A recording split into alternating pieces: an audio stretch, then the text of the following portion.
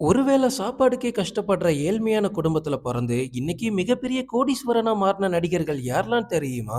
லிஸ்ட்ல நம்ம ஃபர்ஸ்ட் பார்க்க போறது விஜய் சேதுபதி. விஜய் சேதுபதி இன்னைக்கு ஒரு படத்துக்கு 20ல இருந்து 25 கோடி வரைக்கும் சம்பளம் வாங்குறாரு.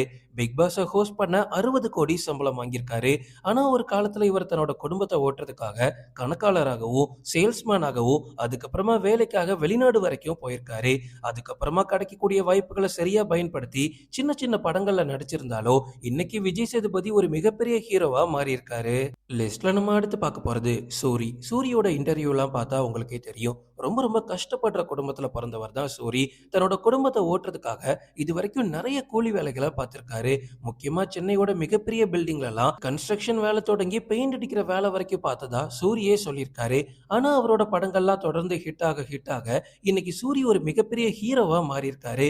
ஒரு படத்துக்கு 5 கோடி வரைக்கும் சம்பளம் வாங்குறாரு. சில பிசினஸும் பண்ணிட்டு இருக்காரு. மதுரையில அம்மன் மெஸ் அப்படின்னா மிகப்பெரிய ரெஸ்டாரண்ட் அப்படின்னு எல்லாருக்குமே தெரியும். இப்ப சூரி ஒரே ஆளா தன்னோட மொத்த குடும்பத்தையும் செட்டில் பண்ணியிருக்காரு.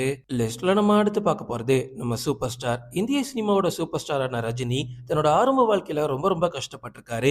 கர்நாடகாவுல பிறந்த ரஜினிகாந்த் குடும்பத்தோட பொருளாதார சூழ்நிலை காரணமா கூலி வேலை பார்த்திருக்காரு, தச்சு வேலை பார்த்திருக்காரு.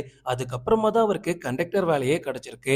தன்னோட ஃப்ரெண்டோட தூண்டுதல் காரணமாகவும் நடிப்பின் மீது இருந்த ஆர்வத்தின் காரணமாகவும் சென்னைக்கு வந்து இப்போ மிகப்பெரிய சூப்பர் ஸ்டாரா மாறியிருக்காரு. இன்னைக்கு இந்தியாவிலேயே அதிக சம்பளம் வாங்கக்கூடிய நடிகர்னா அது ரஜினி தான்.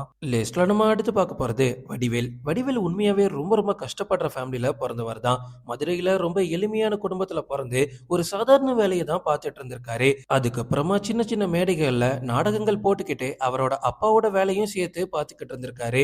அப்பதான் அவருக்கு சினிமா பட வாய்ப்பு வர சென்னைக்கு வந்து சின்ன சின்ன படங்கள்ல சின்ன சின்ன கேரக்டர் நடிச்சிட்டு இருந்திருக்காரு. அதுக்கப்புறமா அவரோட திறமையை பார்த்து எல்லாருமே பெரிய பெரிய படங்கள்ல கமிட் பண்ணாங்க. இன்னைக்கு தமிழ் சினிமாவுல வடிவேல் இல்லாம காமெடி அப்படின்றது இல்ல அப்படின்னு சொல்ற அளவுக்கு வடிவேல் நம்ம தமிழ் சினிமாவுல அப்படி ஒரு தாக்கத்தை ஏற்படுத்தியிருக்காரு.